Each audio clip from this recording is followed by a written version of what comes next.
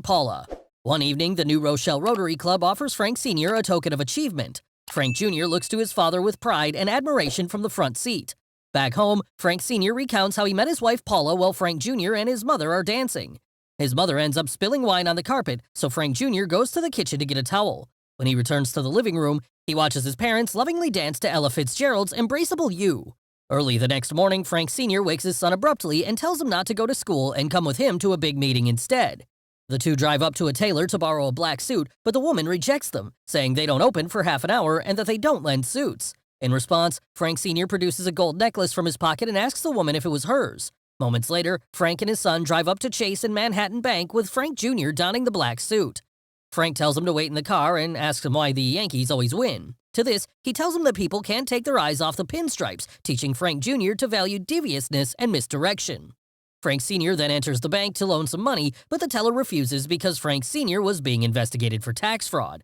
In the end, Frank Sr. fails to borrow money and trades their car instead.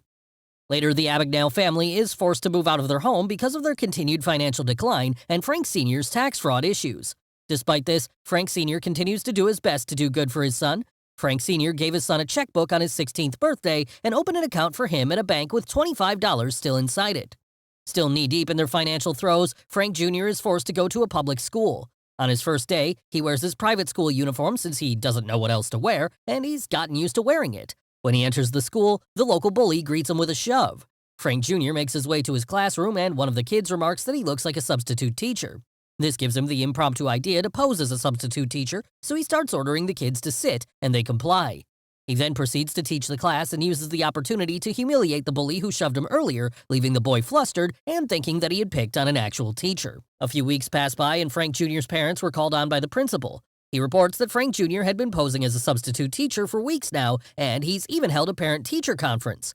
His parents are surprised by this, but Frank's father secretly takes pride in his son's shenanigans. Back at home, Jr. is shocked to find his father's friend Jack leaving the bedroom with his mother. Frank Jr. is completely taken aback, and his mother, despite her discomfort, tries to keep him quiet with money. He then goes to his room and shuts the door. Some time passes by, and Frank Jr. comes home to yet another man in their house. Jr. lashes out, outraged, but the man calms him down and takes him to the room where his parents are waiting for him. The man is an attorney, and he tries to explain that Frank Jr.'s parents are getting a divorce.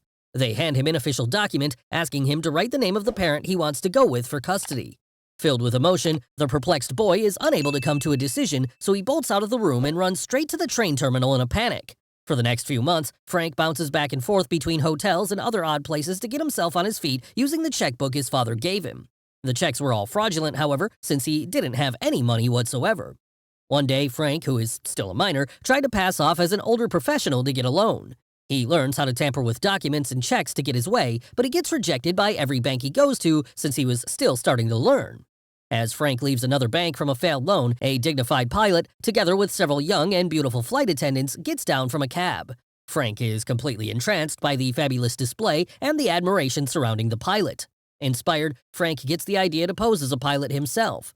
He pretends to be a high school student writing an article for the school paper and interviews a professional from the airport. Through this, he gathers all the needed information that he could use to impersonate a pilot.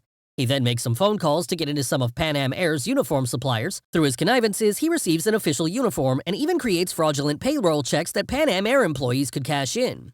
However, his constant lying one day bites him back when he is boarded on a plane as a deadhead, not knowing what it meant. Frank Jr. makes the acquaintance of the pilots and the flight attendants. Luckily for him, a deadhead is airline slang for a pilot tagging along on a free ride to be repositioned for an assignment and not someone responsible for manning a flight on his own.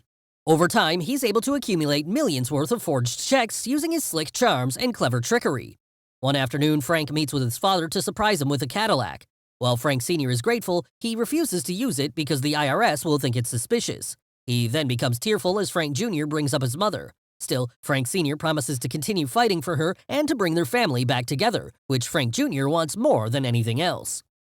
Carl Hanratty, a no-nonsense and determined FBI agent, begins to track down Frank because of his check frauds. Carl manages to arrive at the hotel Frank is currently staying in. He springs into action and heads for Frank's room. Frank is on the way to his hotel room when he passes by Mr. Murphy, a blind old man aided by his companion on the way out of the hallway. Frank greets Mr. Murphy and enters his hotel room. Carl arrives in Frank's room holding out a gun. He searches the room for Frank, who then appears from the bathroom. Despite his intrusion, Frank looks at Carl in a poised and calm manner before telling him that he is Agent Barry Allen from the Secret Service. While this lowers Carl's guard, he still demands identification from him. Just before Carl could open Frank's wallet, he directs him to the window, saying that his partner is apprehending the criminal already. Carl looks out and sees Mr. Murphy being assisted to his car by his companion. This convinces him, and he eases up, so Frank makes his leave while his wallet is still with Carl. The man slumps down on the bed and checks the wallet, only to find it devoid of any identification cards.